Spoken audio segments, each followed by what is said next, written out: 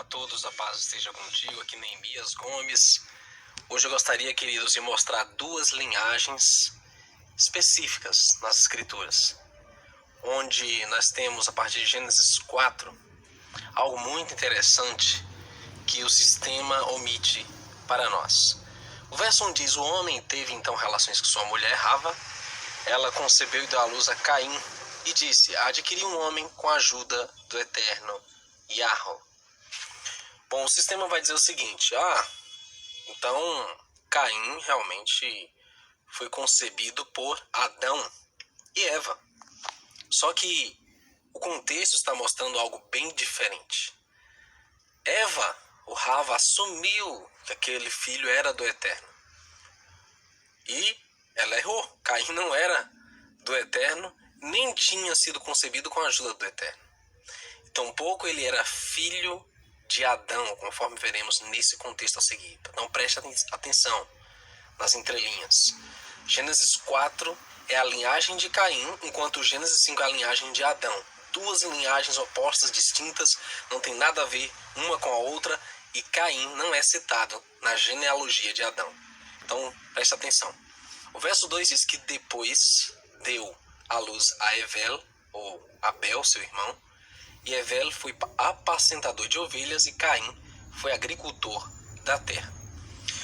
O verso 2, ele acrescenta a concepção de Caim, a concepção de Abel. Por quê? Porque eles foram concebidos juntos. Eles eram gêmeos.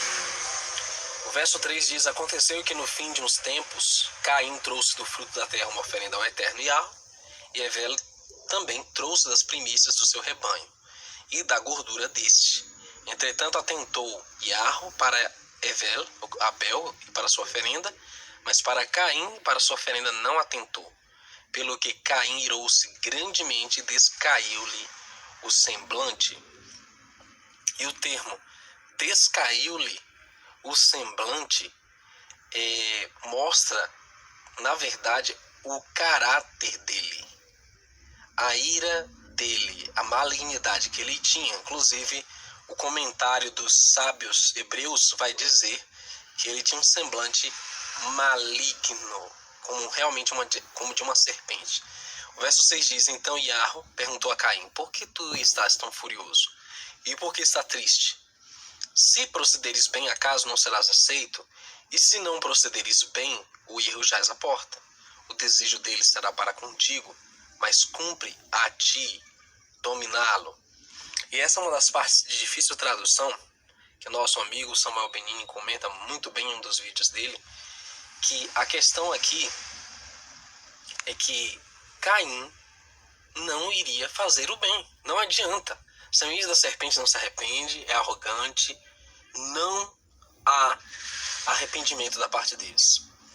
Aqui diz no verso 8: falou Caim com seu irmão Evel, e estando eles no campo, Caim se levantou contra o seu irmão Evel e o matou. Porque perguntou Yahweh a Caim: onde está Evel, teu irmão? Respondeu ele: não sei, sou eu o guardador do meu irmão? E esse termo guardador, tutor, cuidador, é um termo que designa algo muito interessante, porque é como se ele negasse a filiação com Abel. É como se ele dissesse: ele não é meu irmão, não tenho nada a ver com ele. E demonstrando mais uma vez que Caim não era da semente de Adão. Disse o Eterno que fizeste: a voz do sangue de teu irmão está clamando a mim desde a terra. E aqui é uma revelação tremenda, que a alma está no sangue, que a voz clamando do sangue, na verdade, não é só um eufemismo. Na verdade, isso revela algo do mundo espiritual que é desconhecido para muitos. Mas assim como o Apocalipse fala que as almas clamam debaixo do altar, e demonstrando que após a morte, Abel pedia por vingança. Isso é muito interessante. Quando lavrares a terra, não te dará mais a sua força, fugitivo e vagabundo serás na terra, e esse é um ponto interessante que o sistema não nos revela. Agora, maldito você é desde a terra, que abriu sua boca para receber da tua mão o sangue de teu irmão. Quando lavrares a terra, não te dará mais sua força, fugitivo vagabundo serás na terra. Então disse Caim ao Eterno: a minha punição é maior do que eu posso suportar. Hoje me lanças da superfície da terra. Também da tua presença ficarei escondido, serei fugitivo e errante pela terra, e qualquer que me encontrar quererá me matar. O Eterno, porém, lhe disse: por conseguinte, quem matar a Caim, a vingança cairá sobre ele 7 vezes mais. E Arro pôs um sinal sobre Caim, para que não ferisse quem quer que o encontrasse. Então saiu Caim da presença do Eterno e habitou na terra de Nod, ao oriente do Éden. Quando diz que ele seria vagabundo sobre a terra não aceitaria a morte dele. Ou seja, o espírito de Caim permanece sobre a terra. Isso é uma coisa tremenda. Isso o sistema não vai te revelar. Segundamente, fala que ele ficaria da superfície da terra, lançado da superfície da terra. Ou seja, toda descendência maligna, ela escolhe o mundo intraterreno ou debaixo da superfície da terra para se esconder. E Caim iniciou essa tradição. Ele e alguns dos seus descendentes tinham o hábito de fazer escavações, túneis subterrâneos e praticar coisas horrendas nesses lugares. Aqui diz assim: e Caim conheceu sua mulher, a qual concebeu e deu à luz a Hanoque. E esse Enoque aqui não é o Enoque, filho de Sete, descendente de Sete de Adão, tá? É outro Enoque.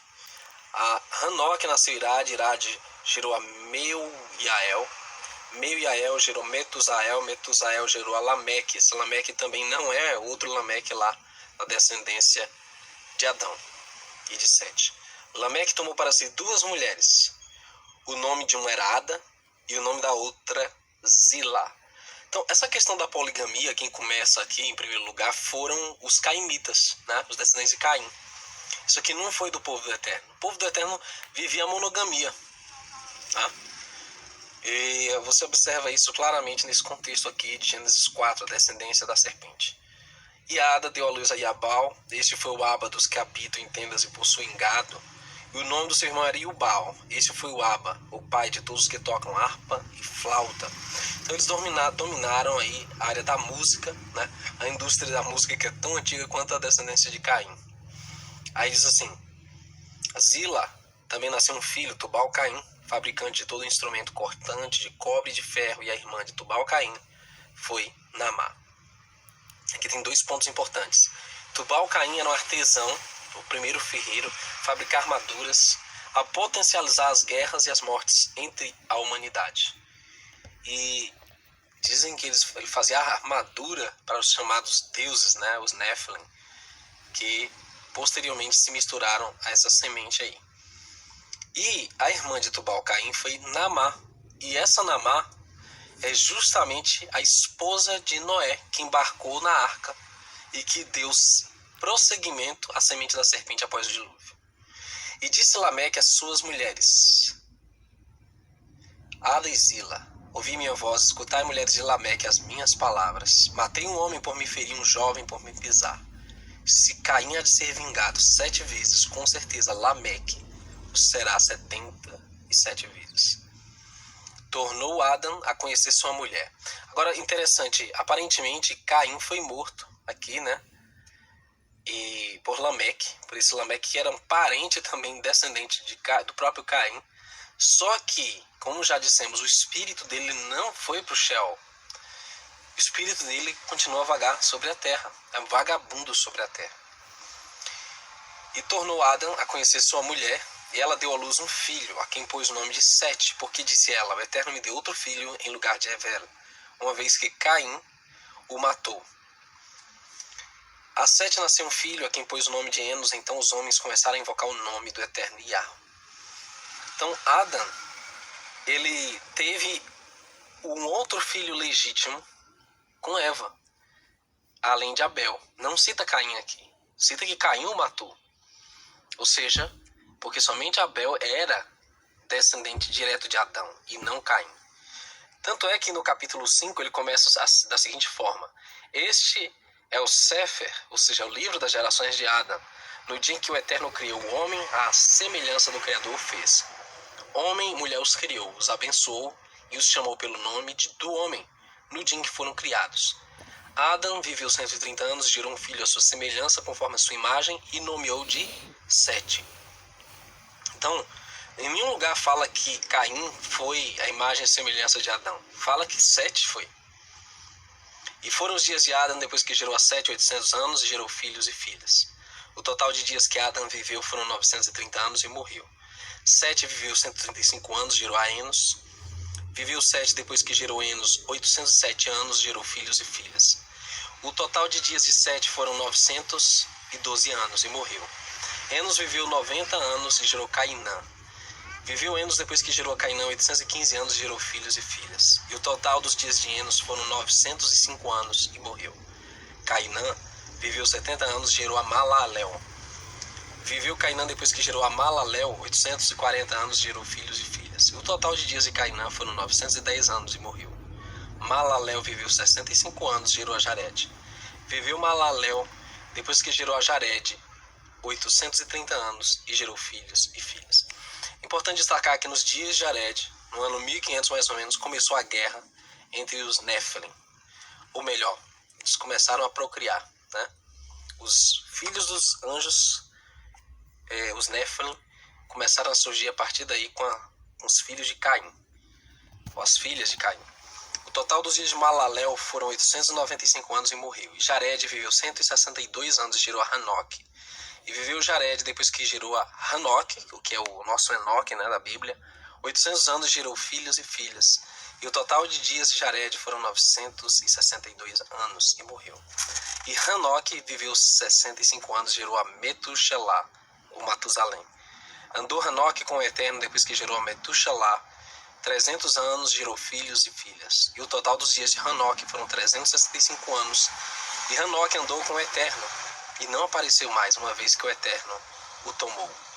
Há muito a ser falado sobre Enoque, mas foi tirado da Bíblia.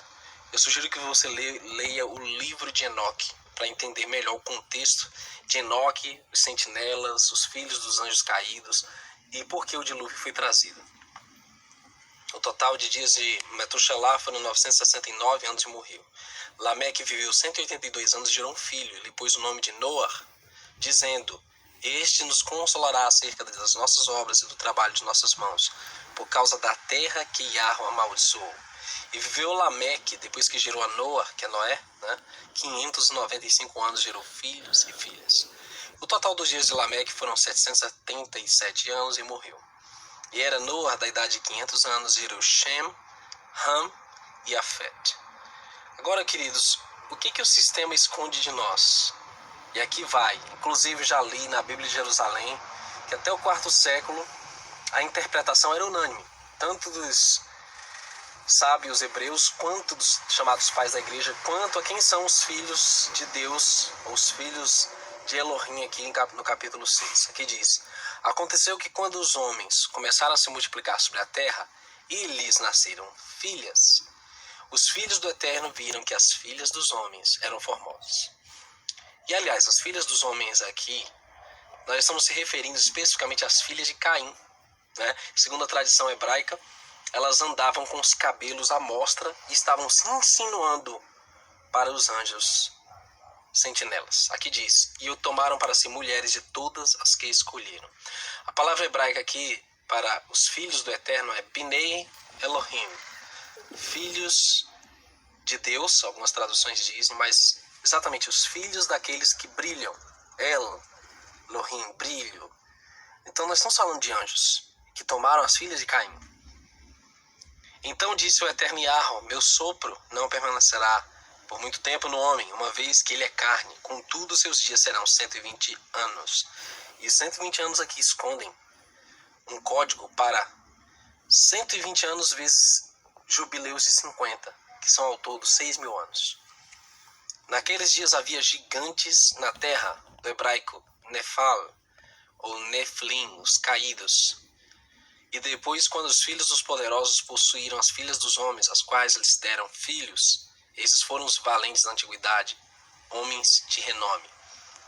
Então, queridos, não é possível conceber a ideia de que simplesmente as filhas de Caim, foram tomadas pelos filhos de Adão e, saíram gigantes. Isso é inconcebível, isso é aberrante.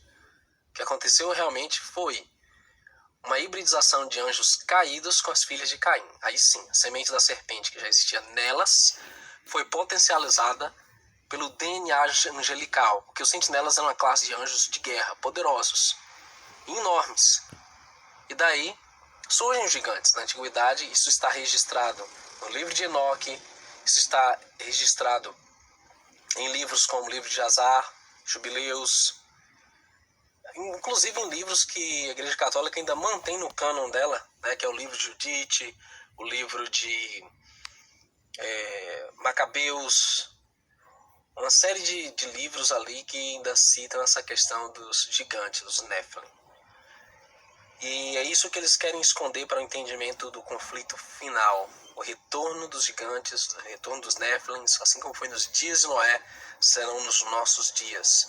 Toda a hibridização que eles já estão fazendo e a transmutação de DNA. Cabe a nós revelarmos a verdade para o nosso próximo, aceitarmos a Escritura como ela está escrita e jamais fugir da verdade. Shalom, shalom, meus queridos, a paz esteja contigo. Vamos continuar esse estudo.